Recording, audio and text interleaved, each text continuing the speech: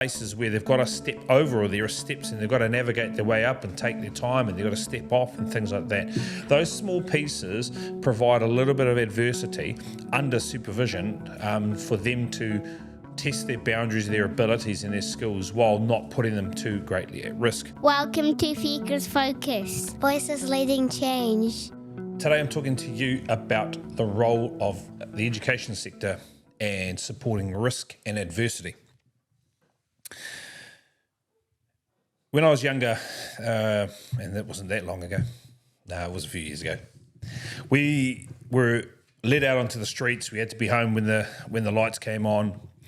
And then I think back to some of the things myself that I was allowed to do, be out with my mates. I used to go down Matarawa stream all by ourselves. We'd take tubes that we'd probably stolen from our friends' parents in Burrapeers, and we'd go down the stream, and we would be doing things that we probably shouldn't have been doing, and with no sort of level of care or concern around the risk and adversity opportunities that presented.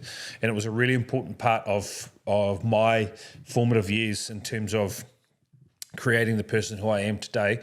And I must admit, I was a bit more of a wimp compared to some of my other mates, but I certainly know that risk and adversity has been a critical piece to my own personal development. In an education setting, it is important that the facilities or the educational setting providers are able to create risk and adversity opportunities, and it does start when they come in the door with us as children, as little babies, and how that looks. And it's small. It's like, just thinking about some of our spaces, Kiri Kahurangi space and Papamore Beach, like we built a hill in there. Now that doesn't sound like much, but it does mean they have to navigate those sorts of things. We've got some spaces where they've got to step over, or there are steps and they've got to navigate their way up and take their time, and they've got to step off and things like that. Those small pieces provide a little bit of adversity under supervision for them to test their boundaries, their abilities and their skills while not putting them too greatly at risk. It is an important factor in that space. Now, I'm only just talking about physical challenge. Providing physical exertion that creates opportunities for risk and adversity to be conquered is critical, and that comes from what is in front of the child that the teacher can then interpret it into a way like flipping a box on its side so that it's not functioning like that anymore, and they have to manipulate how to use it and how to navigate the experience out of it. It could be raising the height, it could be putting some things up to hang on or to swing on, it could be about climbing or anything like that. It is up to the skill set of the teacher and the educational facility to be able to create those opportunities for greater risk, greater adversity, under supervision, and a chance ultimately for that child to grow in those spaces. Now, why is that important? Those parts are really important because psychologically we can help the child navigate their levels of courageous or bravery in that space, and we only need small increments over a long period of time. If we can start from when they're babies and move them into those spaces in primary and then ultimately intermediate and then secondary school, it allows our children to really raise the ante over a long period of time under the guise of an educational setting. I think back to some of my school camps. Obviously, we went to Cody Lodge, and then we actually ended up coming across to the Mount for intermediate, my Form 2 year, my Year 8 year. And I remember the challenges in both those were far harder than what I'd experienced at primary school. That was my first experience with abseiling, was my first experience with getting out and kayaking in those spaces by myself, zip lining, those sorts of things. It was those sorts of opportunities that were staggered across my formative years that allowed, as I was cognitively preparing to cope with adversity and risk, those challenges gradually got bigger. We have a huge opportunity because we can provide those sorts of risks and adverse situations that allow them, the child, to really explore that. Coming back to that psychological space, what in my own mind, what has really held me back has been what I'm saying to myself. That has been a major hurdle for me as an individual in my younger years, and not so much today, but certainly has in my younger years. I think part of it has been measured on my unwillingness as I got to a certain point in my life to not take risk, to not put myself into situations of adversity, and ultimately it had a major bearing on my ability to cope in those spaces.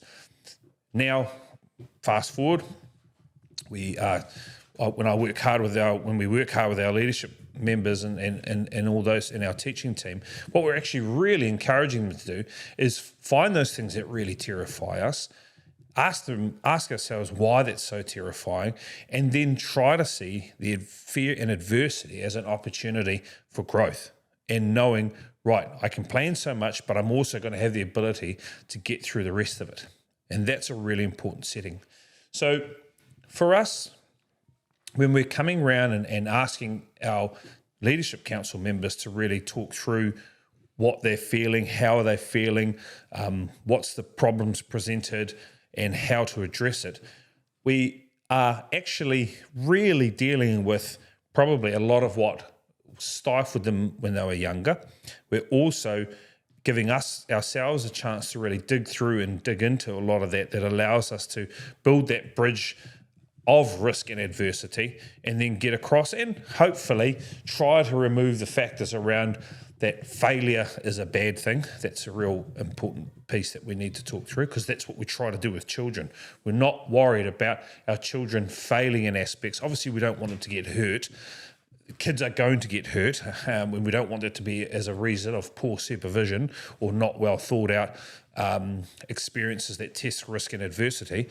But we have to be able to encourage them that if they fail, that their efforts are rewarded and that they are going to be okay, and they can come back around to it the next time and have a real solid attempt at it again. I liken it, and we all know this, it's like children watching them learning how to crawl and walk, especially walking. Now, when they start walking and they fall over, we don't just say, right, that's it, pack your bags, that's it, you're not doing that anymore, I'm going to protect you, you can't walk for the rest of your life. You're not doing that. That's not what we do. We don't encourage that. We obviously encourage them to stand back up, we encourage them to find ways, and what's incredible is they actually go out and start to find ways of achieving it themselves. You'll find them pull themselves up. You'll find them stand on stable surfaces. In fact, one day, I was sitting in the Kirikahurangi space at one of our centres, and I was sitting right next to a child, and he was standing on the little chair, and he just put his leg out to the side, and you can see him testing. And I know a couple of the teachers were probably feeling a little bit nervous, but I was right there with him, and I just said, look, I'm right here, and what I love is he's actually testing out, and he's running risk, and he's testing out his own adversity levels. And it was a really cool experience to see. So I think that's really important when we're talking about that in regards to the programs and the teaching environments that we've got. And finally, what it looks like for parents in this space as well is it's about getting down and going to those playgrounds. The playgrounds, and I must admit, they're certainly toned down from when I was a child, but we were at one of the ones on Monte Colo, I think, Avon, the Boulevard. We were there in the weekend, and some of the things they've got are just fantastic. They've got uneven rocks to climb across. They've got heights that change. They've got big swings. They've got this kind of spinning angled thing, and the kids, they fell off. Frankie hit her head at one point and things like that, but she just gets back on. We encourage her, we encourage the efforts, and we encourage her to really get back on and try again, and that's a really important facet. That is what you will see in an education setting, and not just us, but around all the early learning spaces. Hopefully, you'll see a scenario where they haven't just health and safety everything out, but they have created greater levels of opportunities for adversity and risk. And the language is really one of encouragement around effort and not creating a situation where they are terrified to have a go again, because that's not what we want. Just in some of my reflections, one of the things that I came across, when life seems tough and you wonder why, please remember the teacher is always quiet during the test. And what that really pointed out to me was that we've got to create situations, we've got to step back a bit, and we've just got to let kids figure it out. We do have to let them fall over at times. We do have to let them fall off their bike and scrape their knees and hands and sometimes face. We do have to let some of that stuff happen within reason, because what it's going to do for them later on in life is it's going to allow them to really take a hold of their own mindset and their own beliefs, so that as the challenge grows and gets harder and harder, they have the ability to not only cope, and I don't want kids to just cope, but to thrive on the abilities that they and the mindset that they can get through any level of risk and adversity presented to them. Up to us and Queensland.